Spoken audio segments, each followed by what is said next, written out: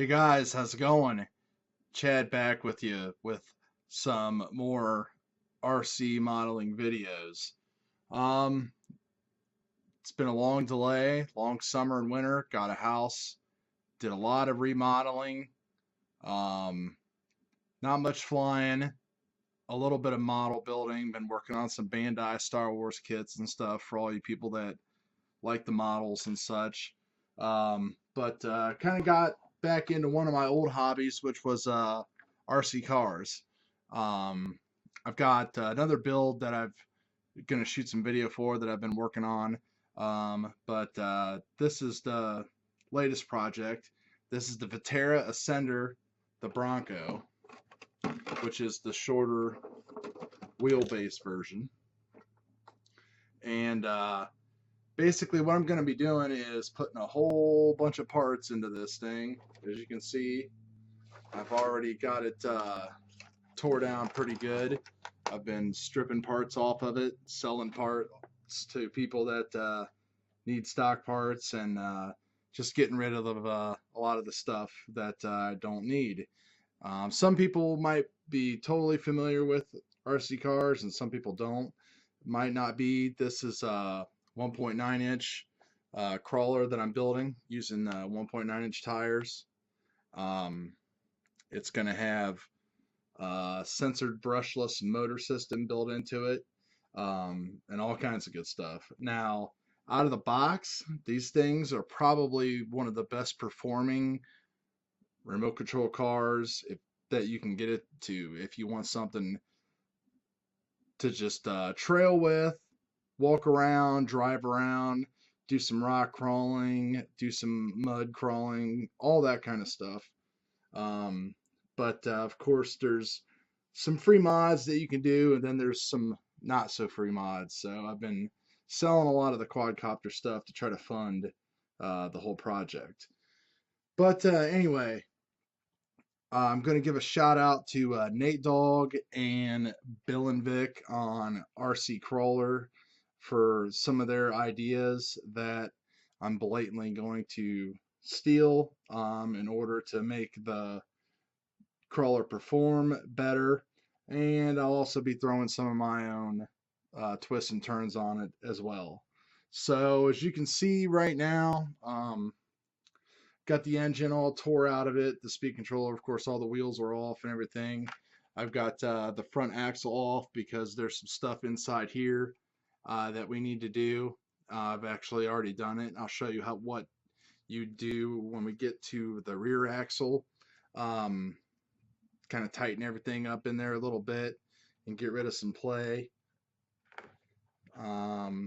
Packed everything full of marine grease, which basically a lot of the stuff on here, pretty much everything's going to be waterproof when I'm done with it. So I'll be able to go through some, I don't like to completely submerge my vehicles or anything, but they'll definitely be able to play in the snow and everything else like that.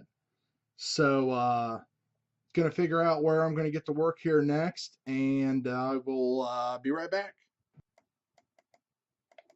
All right, let me zoom in here a little bit.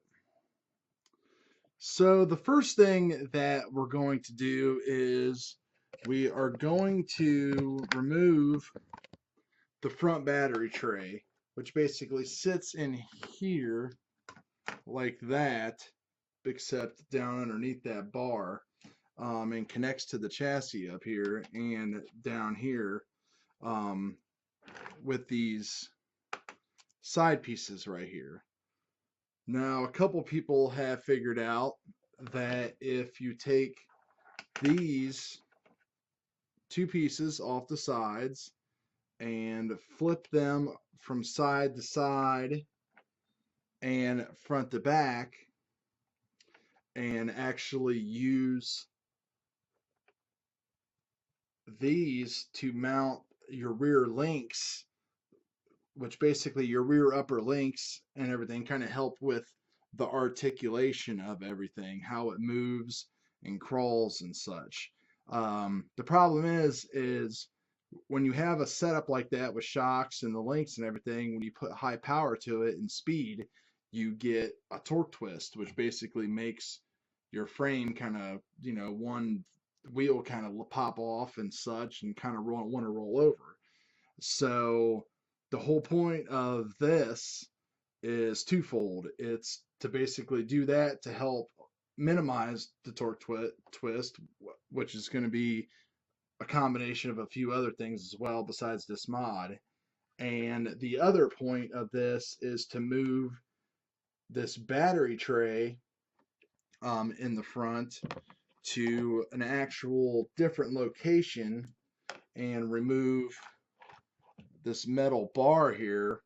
So that will allow us to use bigger batteries that some of us may already have, so we don't have to go out and buy shorter battery packs. So basically, we'll still be keeping the weight in the front, a little bit more weight with a heavier battery, bigger battery, which is what you want in a trailer and a rock crawler. So that way you can keep that front end planted a little bit better, because on this rig, probably the way it's going to be set up is, yeah, it looks like it might be kind of even, but the rear end might be a little bit heavier than the front. But a lot of people still say that they need to add weight to the front end. So I'm gonna go ahead. I've got these off already. I'm gonna go ahead and do one side up, and then come back and show you the other side. Be right back. Okay, so at this point, to make everything easier, you can see I've removed the rear axle. I have removed the rear upper links, and what I did with the links is, if you can see right there, I put in some spacers on them because we're relocating them. Basically, the angle of these to the drive shaft would be different, and it would put a little bit more stress on it. So by extending them a little bit, we're going to be able to bring them up a little bit more parallel towards the drive shaft, so that way we won't have as much issues. We're going to be losing the shocks, so we can put those to the side. And let's see, I got on the one side rail on flipped, so that way eventually these are going to be going up in here and being mounted in here, and then the bottom, of course, will be mounted to your axle. Now, a lot of people might be thinking, gosh, why are you doing all this? Why didn't you just buy a kit? Well, it's a good question. You know, I like the Bronco body, so that's kind of why. If you are kind of nervous as far as tearing things down like this, don't be. It's actually pretty simple. Most of the screws are the same size, or you can kind of figure out where they go, or just do what I did and go online and print the manual for the kit version, which is the K5 Blazer, I believe, and that'll help give you a little bit more confidence as far as whenever you're putting the rig back together. So I'm going to go ahead and put the other rail on here. To keep your wheelbase the same, basically, it's going to be pressed almost all the way up here, and you're going to leave 1, 2, and you're going to put it in a third hole, basically. If you want to double check your wheelbase, just put your body on here and make sure it lines up with your body posts, so that way you know where you're putting your wheelbase back together correctly. So we'll be back in a minute. So before we go any further on the chassis build and mods, we might as well take a look at the rear axle here and get this taken care of. So basically, the axle's composed of your axle here, your drive shaft, which goes in through here. This is the cover for it. You pull that off, and inside there is your pinion and your spool locker. Some people call it different things. And basically, what Vaterra has done, they basically put these little shims in there to take out some of the slop. but the problem is they really don't shim it up correctly. So what a lot of people do is they pick up these Calandra Racing Concepts shims.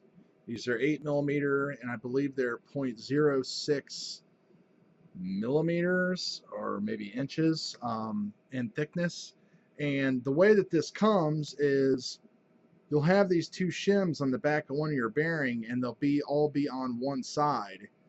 So what we're going to do is we're going to take one of the original shims and the extra shim and put that on the pinion side here, and then we're going to take the other shim and put that there. These bearings will go in between there, and that'll go back into the diff housing with a lot of grease and such, and that will basically give us a smoother a smoother drivetrain and none of this left and right movement, and it'll also help with the downforce on that as well. And typical stuff when you buy the kits, there's barely any grease on any of this stuff. So you want to grease it all up. It's a good time just to do all that stuff while you have everything completely torn down. Also, the Vaterras are a little bit different compared to your axial kits and such, where they actually have the drive shaft actually screws in to the pinion gear here. So a lot of people say that the oil buildup and the Loctite doesn't work too well. So basically I pull that screw out and I have it soaking in some alcohol, and I'm going to take all the Loctite off of it, and I'm going to re-Loctite it and put it all in there. So basically, just to show you what we're going to do, we're going to take an original shim. Be careful not to lose it. We're going to stick the original shim on top of there and a bearing, and then we are going to take another of the original shims and place it there. The extra shim, place that on top, bearing on top of that, and then that's all going to go back inside the diff housing in there properly whenever it's done. So I'm going to let that stuff continue soaking a little bit and clean that up, and then we'll come back and we'll put some grease back in there and tighten this baby up. And there we go. Axles all put back in together, all the gears, everything's spinning nice. See all the marine grease that we have in there. Use the marine grease, just because it's water resistant a little bit more than everything else, and it's going to help out keep stuff running a lot longer than it normally would. So basically all we got to do is just throw the cover back on here and tighten all these screws down, and that'll be it.